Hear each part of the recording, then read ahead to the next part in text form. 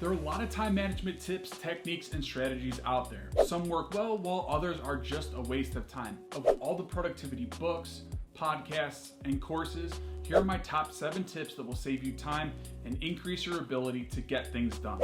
Let's break down these 7 in this video. So tip number 1 is time blocking, and time blocking has to be one of my favorite and arguably one of the most effective time management strategies.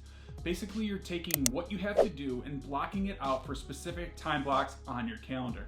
Here's an example. Let's say I have to create YouTube content. I have 2 meetings and you have to respond to a ton of emails. You can schedule all of those into individual blocks. Another way to do it is to designate a block of time as a theme, like organization, and then have an organization to-do list. So then when it comes to organizing, you know exactly what to do based off that time block. You can implement a ton of strategy around this. If you don't know how to time block, I also have a free time blocking starter kit, and I'll link it in the description below. I also have an entire YouTube video on this well, and I'll link that in the card above. But doing this method can help you make optimal use of your time available. Tip number 2. This tip is so simple, it's almost impossible not to implement, and it's called the daily highlight. And I got this from the book Make Time by Jake Knapp and John Zeratsky. Basically, every day you're going to decide on one thing above all else that's most important, and it's going to be prioritized on top of everything else. The daily highlight should be the number 1 thing you get done and should move you one step towards your main goal.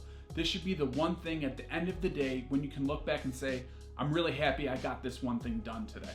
But in terms of implementation, I don't typically put individual tasks into my calendar. Those typically go into a to-do list of some sort. But the daily highlight, I plan it directly into my calendar, and I also give it its own time block. So you can see these tips actually build upon each other. If you do this every day, you can look back after a week, month, or year and feel extremely accomplished. Tip number 3 is a to-do list. Now, to-do lists are great for getting all of your tasks out of your head and giving your brain the space to think. That way you can optimally navigate what's ahead of you.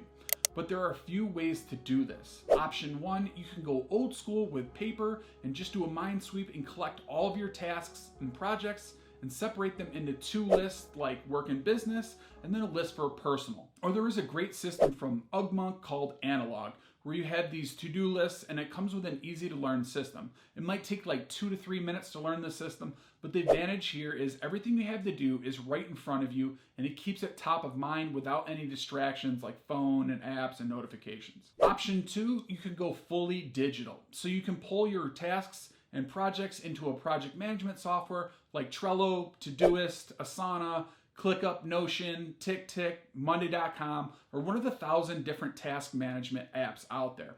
All of these have free versions, so they're easy to use and easy to download. Option 3 is hybrid, where you can go both digital and paper, and you can break it up however you want. Typically, I put my goals, my entire year, quarters, months, and weeks into digital, and then for my daily to-dos, I write them out each the night before on paper. There are a ton of different planners out there like Cal Newport's time blocking planner, or you can use the template that I use. I'll attach that in the description below. Tip number 4, the 2-minute rule. And the 2-minute rule I got from David Allen's book, Getting Things Done, which the GTD method is an entire system, but the 2-minute rule is just one tiny sliver of that system. And the 2-minute rule states that if a task takes less than 2 minutes, just go and do it. This is going to help prevent procrastination. Then from a time management standpoint, it would just take longer to plan it out than it would to actually do it. And if you can do an action in 2 minutes or less, tackle it at that moment and don't procrastinate. This is usually small things like booking an appointment, responding to a text, maybe you're emptying the dishwasher or making your bed, or taking out the trash, or even just tidying up your desk, assuming it's not a complete disaster.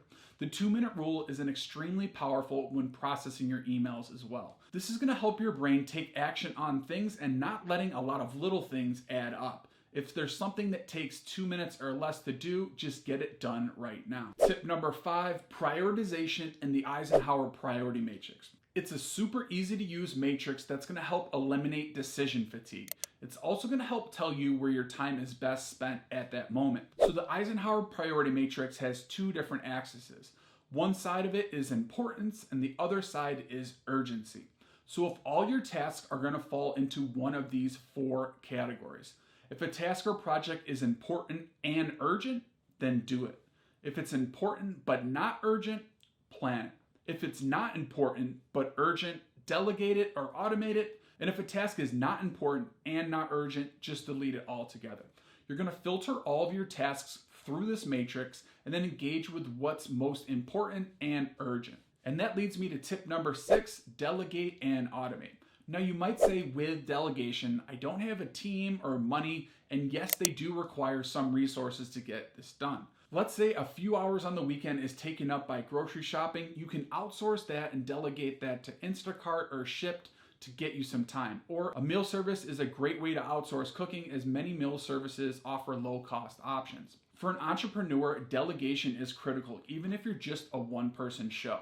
You could hire an inexpensive virtual assistant through Upwork, Fiverr, or Virtual Staff Finder. So basically what you're doing is you're hiring someone from like the Philippines for like $7 to $10 an hour to do tasks like basic administrative tasks or data entry. So what we want to do is start out by figuring out how much your time is worth per hour. Let's say you do client work and charge $75 an hour.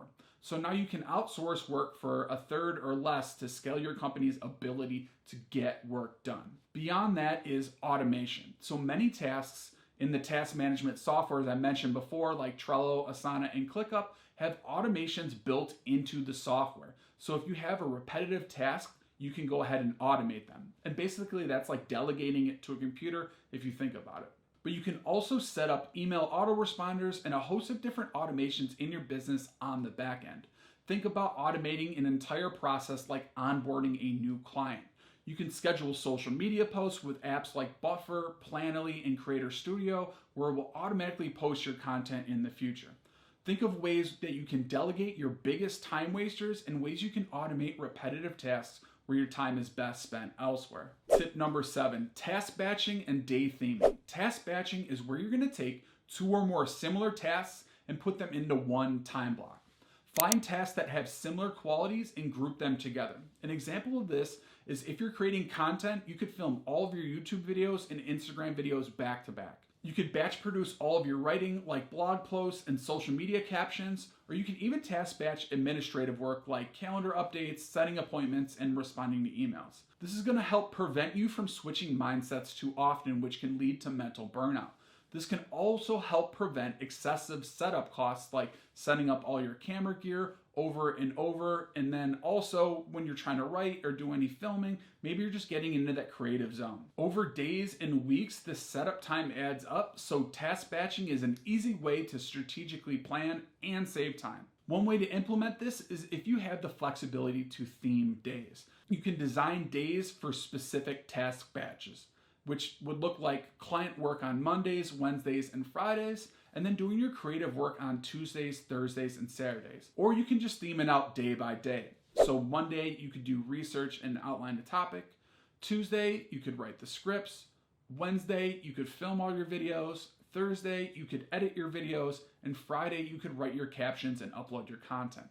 This is a very adaptable strategy for any schedule, and I have a whole video on task batching, and I'll link it in the card above and the description below. Question of the day. Before I get into the one last bonus tip, I have a question for you. Which time management tip do you plan on implementing? Let me know in the comment section below. I'm interested to hear what you do for time management. All right, so you know I had to throw a bonus tip in there. Tip number 8, enjoy the process. Many of us are hardwired to be productive, and productivity can't determine our happiness or self-worth. An example is at the end of the day, if you didn't get everything done, you might feel unaccomplished, which we know isn't true, but we let it affect our mental well-being. Don't do that. Just don't forget to have fun along the way and enjoy the process. Enjoy work-life balance, and everything comes full circle, because when you're happy, it will reflect in your work, ultimately making you more productive. I hope you enjoyed these time management tips. If you're looking to further optimize your productivity to get more done, watch this playlist on planning. I go in depth on the best planning strategies and tactics, but until next time, stay productive.